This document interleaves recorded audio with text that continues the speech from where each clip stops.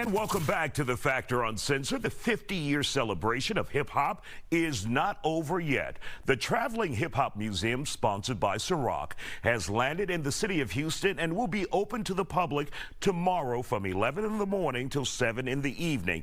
In the meantime, we got a preview from legends Pete Nice and Paradise Gray, the curators of the exhibition, now on Navigation Boulevard in H-Town.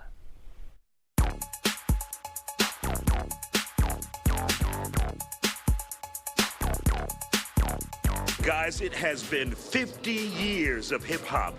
Paradise, did you ever think you'd be celebrating 50 years, that the music would still endure this long?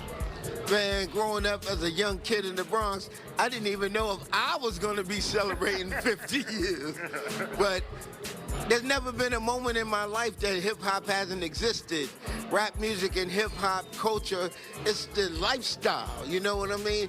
Rap music is the soundtrack of our lives. Absolutely. And Pete Nice, you were a part of that, part of the 50 years, right there in the trenches. Did you ever have any doubt that hip-hop would survive this long? Well, when I was a kid, you had like Rapper's Delight, and you know, it was considered a novelty to a lot of the record companies and the business entities. But then they saw the power of hip-hop, you know, commercial side. And guys like Russell Simmons, who was my manager, you know, took it to the next level. And probably by the time we knew it was here to stay. But it was exploding to a point that had never exploded before through Yo MTV Raps, you know, the worldwide distribution of hip-hop through videos. Like our boy, the Vid Kid, did our videos. You know, that took it really. Daniel from like, Video Music Box who did ours. Did Yo MTV Raps. You know, that's when it really took. I mean, that's how I knew Bushwick Bill from back in Brooklyn, but you knew the Ghetto Boys from MTV if you were in New York, you know? That's right. So that's where, you know, Houston hip-hop has always been near and dear to us. And now you guys are traveling around the country with the Hip Hop Museum. You're in Houston. It will be open to the public Saturday from 11 in the morning until 7 p.m. Would you like to see permanent hip hop museums all across this country? Well, we're starting off with the first one in the Bronx, which is the first brick and mortar museum of hip hop. And it's been a long time coming. It will open in 2025. But from there, we could see a lot of satellites around the country, but we really need everyone to support the Bronx Museum. Like we had DJ Ready Red, his sister Ada, donated Ready Red, original Ghetto Boy, you know, his fedora from the Making Trouble album cover. So some incredible things are coming out of the woodwork and are going to be on display for everyone to see throughout the world.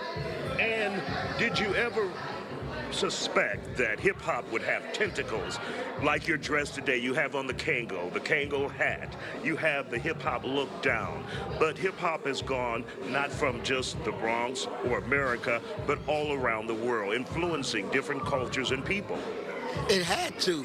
Remember where hip-hop was incubated in New York City, and New York City is the tourist capital of the world. So you had Jamaicans, Puerto Ricans, Haitians, Cubans, everyone, you know, from all walks of life live in New York City.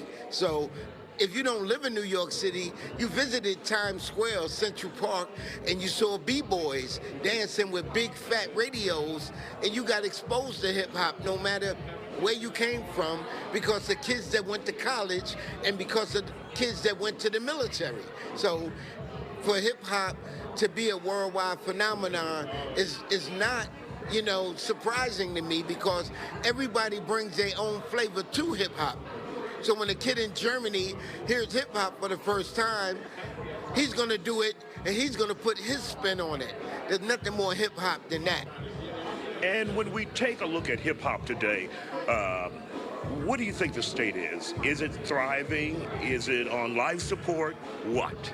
I mean, if you look at the hip-hop that we came from, going all the way back to the guys in the Bronx like Kool Herc, Grand Wizard Theodore, DJ Smokey, it's going to the Def Jam era, going into the golden era hip-hop, it's a lot different, but it's always dictated by the youth. So, I mean, the kids today are going to dictate what hip-hop is or what it isn't, and we can't say that we're, like, in line with everything of the new rappers, but it is something that, you know, the kids have overtaken them. So you got to let them be. And we're going to document. We're not going to critique it.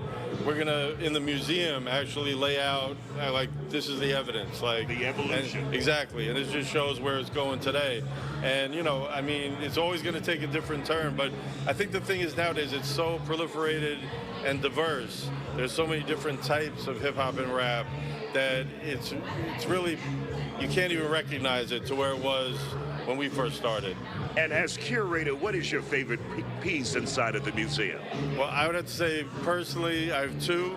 One is Kool Herc's trunk that was at all of his original parties from 1973 on. That's what he took his 45s and his vinyl and brought to every jam. And then Dice and I have the backdrop that Big Daddy Kane used in the 1989-90 Big Daddy Thing tour that was behind Mr. C all over the country. So that's two of my favorites.